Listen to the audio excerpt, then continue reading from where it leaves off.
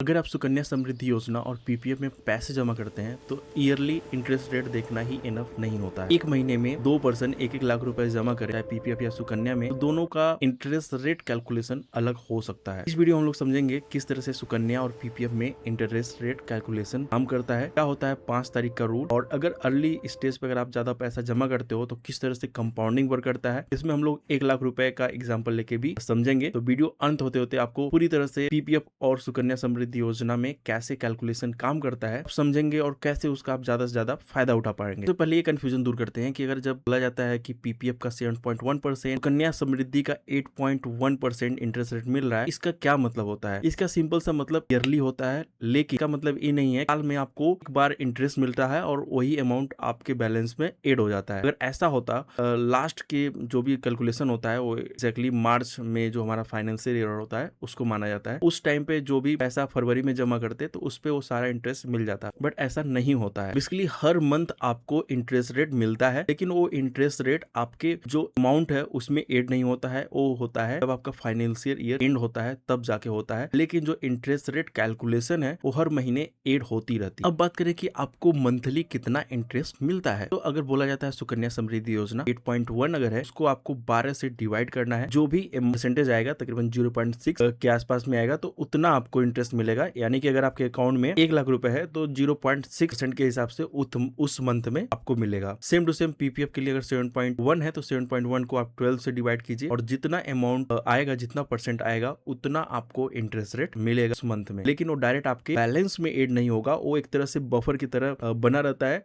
और वो जब भी आपका फाइनेंस ईयर खत्म होगा उस टाइम पे आपके फाइनल बैलेंस में एड होगा। बात आती है कि 5 तारीख का रूल क्या होता है। तो 5 तारीख का रूल ये होता है 1 से लेके 5 के बीच में जितना भी बैलेंस आपके पास पड़ा रहता है तो उतने पे आपको उस मंथ का इंटरेस्ट मिलता है। लेट्स सपोज अभी अगस्त चल रहा है तो मैं 1 से 5 के बीच में अगर मेरे अकाउंट में 1 लाख रुपए था तो 1 लाख के ऊपर अगस्त का मुझे इंटरेस्ट रेट मिल गया। अगर मैंने उसके बाद पैसे जमा करे, लेट्स सपोज 10 अगस्त को जमा करे, तो इसका जो मुझे इंटरेस्ट रेट मिलेगा वो जाके मिलेगा सितंबर के 5 तारीख के पहले। इसलिए सुकन्या समृद्धि योजना या पीपीएफ में जब भी आप पैसा जमा करें हमेशा याद रखें कि 5 तारीख के पहले आप अपना पैसा जमा कर दें कि आपको उस मंथ का इंटरेस्ट रेट मिल जाए। कन्या समृद्धि योजना और पीपीएफ में जो सबसे बड़ा बेनिफिट वो है कंपाउंडिंग का। बात आती है कि कंपाउंडिंग का सबसे बढ़िया तरीके से फायदा कैसे उठाया जाए। तो सुकन्या समृद्धि योजना हो या पीपीएफ हो, दोनों के रूल ऑलमोस्ट सेम है, डिफरेंस सिर्फ इंटरेस्ट रेट का है। ज्यादा से ज्यादा कंपाउंडिंग का फायदा उठाने के लिए आपको जो इनिशियल ईयर्स हैं, लेट सपोज पीपीएफ है तो 15 साल का होता है, तो स्टार्टिंग में आपको ज्यादा से ज्यादा पैसे एड करने हैं। लाइक आपको किया 2 साल 3 साल में जब भी आपके पैसे ज्यादा हो उनको आप पैसे ज्यादा से ज्यादा एड कर दो ताकि उनपे इंटरेस्ट रेट ज्यादा मिले। और उसके बाद अगर आप पैसे कम भी एड करोगे तो वो कंपाउंडिंग होता रहेगा। यानी कि सपोज आपने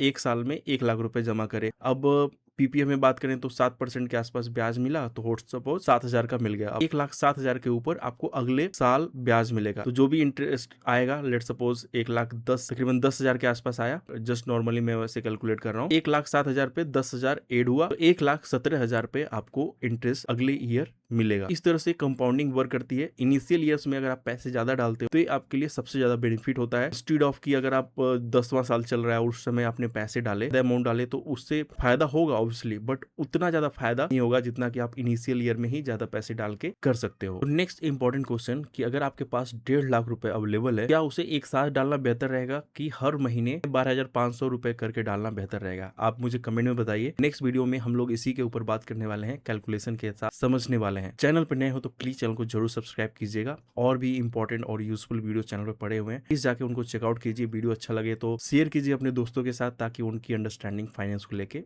बढ़ सके। Thank you so much for watching. Have a good day. See you next video. Bye bye. Take care.